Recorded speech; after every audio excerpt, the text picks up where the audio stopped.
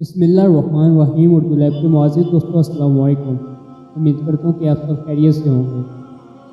حضرت موسیٰ علیہ السلام یہودیت، عیسائیت اور اسلام کے ابراہیمی مذاہب میں اللہ کے نبی اور رسول تھے۔ اسلامی روایت کے مطابق وہ 1393 قبل مسیح میں مصر میں پیدا ہوئے تھے اور انہیں اللہ نے بنی اسرائیل کو فرعون کی غلامی اور ظلم سے نجات دلانے کے لیے منتخب کیا تھا۔ اسلامی روایت کے مطابق حضرت موسیٰ علیہ السلام کی پیدائش مصر کی سرزمین میں اس وقت ہوئی جب فرعون نے لوہے کی مٹھی سے زمین پر حکومت کی۔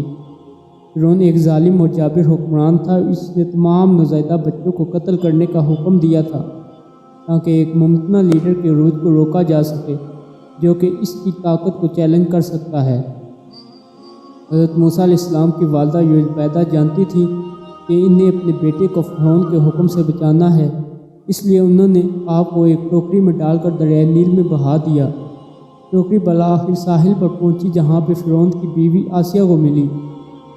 آسیہ کو بچے پر ترس آیا اور اس نے انہیں موسیٰ کا نام دیتے ہوئے ان کی پرورش کرنے کا فیصلہ کیا۔ جیسے جیسے حضرت موسیٰ علیہ السلام بڑے ہوئے وہ ایک مضبوط اور بہادر نوجوان بن گئے۔ وہ پڑھے لکھے اور بہت ذہین تھے اور آخر کار وہ مصر کے لوگوں میں ایک رہنما بن گئے۔ تاہم اپنی طاقت اور اثر و رسوخ کے باوجود حضرت موسیٰ علیہ السلام اپنی حقیقی شناخت اور اس پیغام کو کبھی نہیں بھولے جو انہیں اللہ نے دیا تھا۔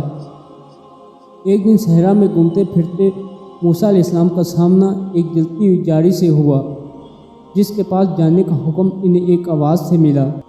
جب جبریل علیہ السلام وحی لے کر حاضر ہوئے اور فرمایا، اے موسیٰ، اللہ نے مصر کے لوگوں کے لیے آپ کو نبی اور رسول کے لیے چنا ہے۔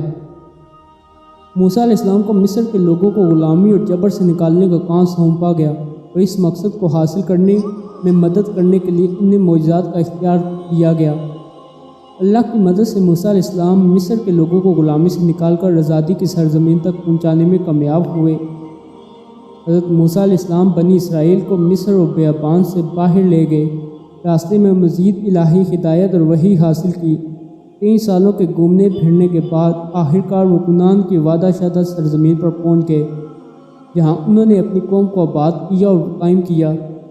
حضرت موسیٰ علیہ السلام کا قصہ انسانی روح کی طاقت اور لچک اور مصیبت کے وقت ایمان اور عزم کی اہمیت کی زبردست یاد دہانی ہے۔